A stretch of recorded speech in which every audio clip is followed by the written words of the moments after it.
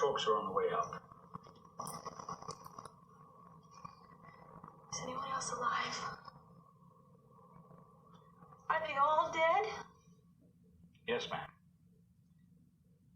Two of my men pulled you out of the lake. We thought you were dead, too. Do you remember very much? The boy.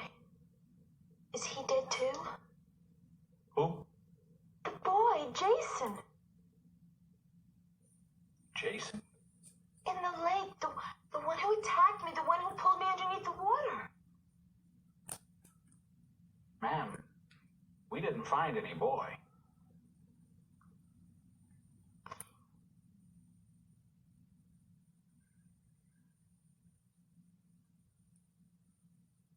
Then he's still there.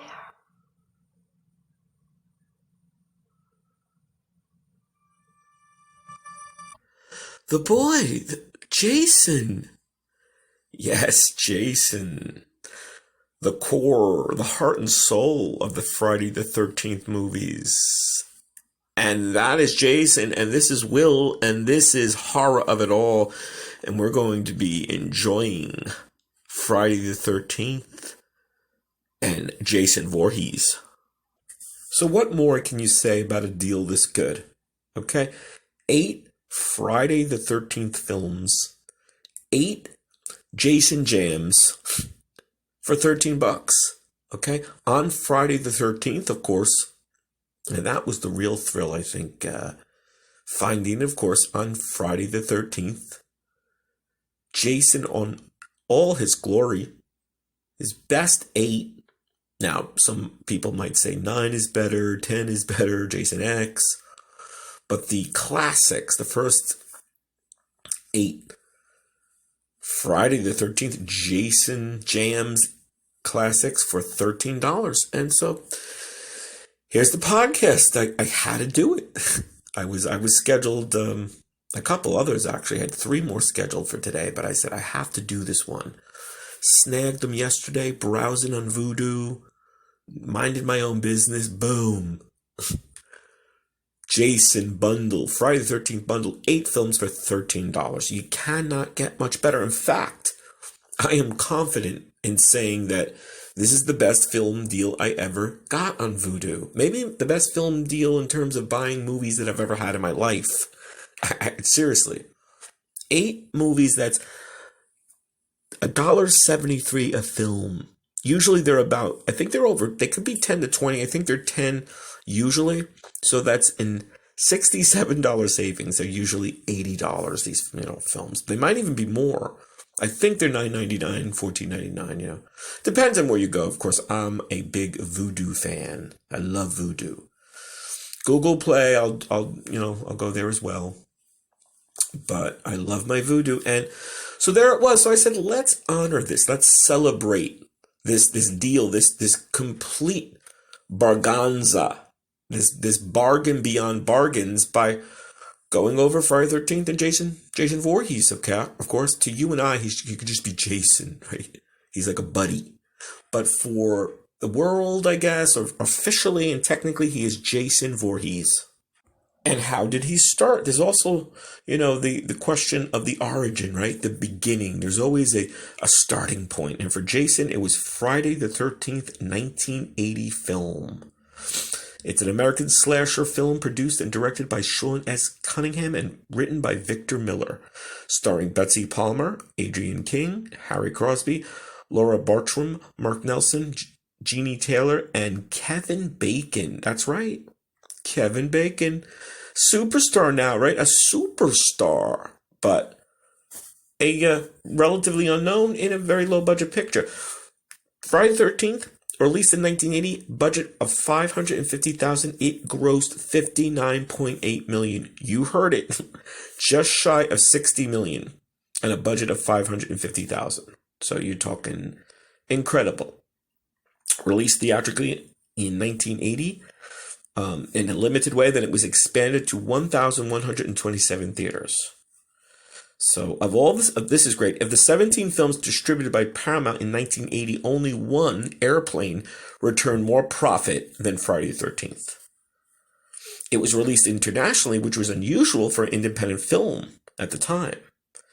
And aside from the well-known in TV and movie actress Betsy Palmer, who was kind of the big star power of it, even though she's not, certainly in every scene, and she's not, a quote-unquote lead. But as you know, she is very, very important. Now, when it came out, when it was first released, the critics hated it. Over and over, I'm reading, all these negative reviews. Siskel and Ebert, Gene Siskel and Roger Ebert at the time, they were the biggest film critics. They spent an entire episode trashing the film and others like it. This is a great one, though. This is Leonard Maltin. He initially awarded the film 1 star or a bomb, but later changed his mind and awarded the film a 1.5 stars because it's slightly better than part 2 and called it a gory cardboard thriller. But this is the best one. He said, quote, that younger viewers made it a box office juggernaut is one more clue as to why SAT scores keep declining. Still, any movie that spawns this many sequels must have done something right.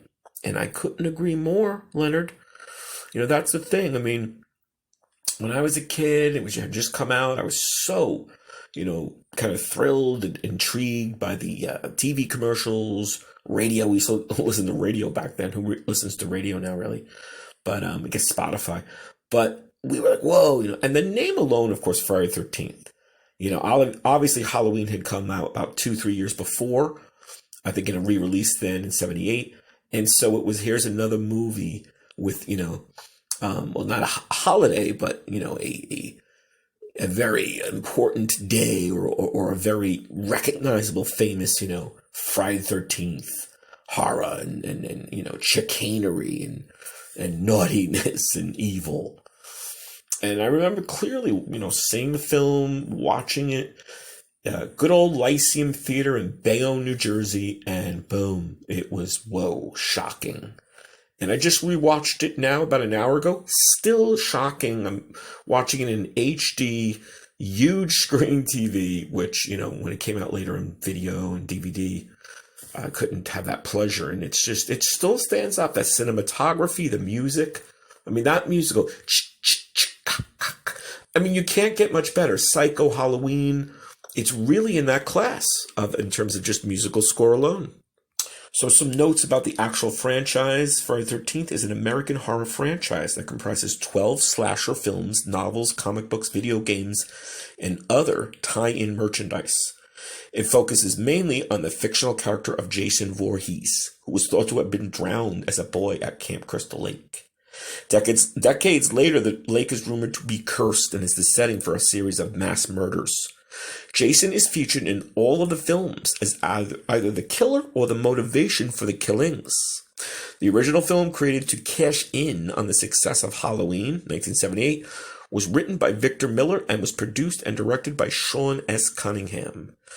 To date, the films have grossed over $468 million at the box office. It was the highest grossing horror franchise in the world until Halloween of 2018 version was released, putting then Halloween in the top spot. So that's really interesting. It's almost like Star Trek and Star Wars, the two big sci-fi juggernauts that keep sort of circling each other. They outdo, one another, and then another one breaks a record.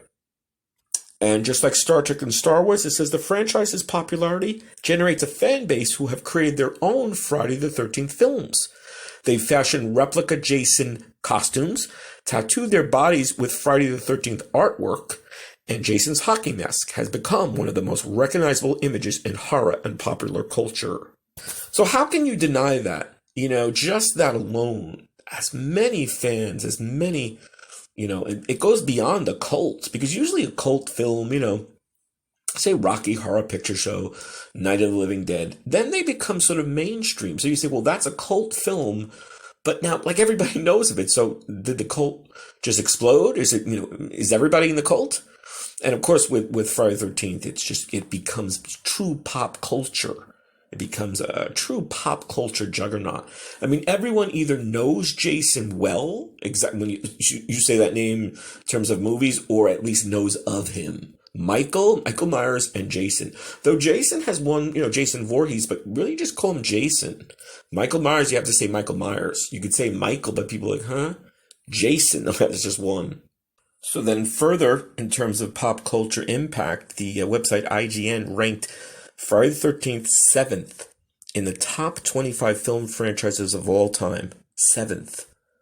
That's incredible. It says, in commenting on Friday the 13th 7th place ranking, the general consensus is the reviewers was that even though the Halloween franchise started the slasher genre, Friday the 13th became one of the most influential franchises of the 80s, and its commercial success through 11 films. And of course, the Jason mask, it says that throughout pop culture, they point out that Jason's mask, which was not adopted until the third film in the series, is one of the most widely recognizable images in pop culture. And it's true, but you don't have to know specifically or be a fan of the Jason films, the Jason flicks, or the Friday the 13th, whatever you want to call them. Jason certainly owns them. But that mask, as soon as you see the mask, you're like, wow, boom, and you hear it, you hear the music. So my buddy Eddie and I, we were talking about Friday the 13th today, and I told him about getting. He's like, "Oh, that's great," and of course, and the big deal on the 8 films, and I was saying about Hitchcock's Psycho and how I felt that was really one of the first. You plug that into Google. Most importantly, for filmmaking in general, Psycho is considered by many to be the first slasher movie, and the success of this film spurred a whole series of slasher films in the near future, ultimately opening the door for the subgenre's golden era, the extremely bloody 80s.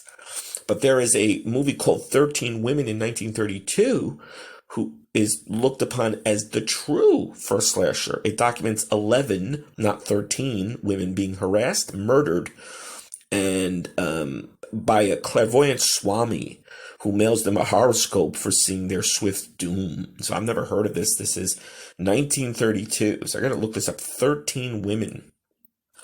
So there's 10 sort of old school official movies, the 10th being Jason X, and he goes into space. I love that one. It's a great one. It's so kind of silly fun. And then there's the remake from 2009, and then there's Freddy versus Jason. Again, really cool. But my favorite's, of course, the first one. You can't, go without saying the first Friday the 13th. And then I love The New Blood, that's part 7, and I love part 8, Jason Takes Manhattan. A buddy of mine, Rob, we were watching we were at home at each other's respective homes, and we called each other and we were watching the marathon. This is years ago, and we were watching, Jason Takes Manhattan, which is fun. It's such a great one. It's just so silly. He's in New York running around with gangs. It's awesome. And The New Blood is sort of like Carrie versus Jason.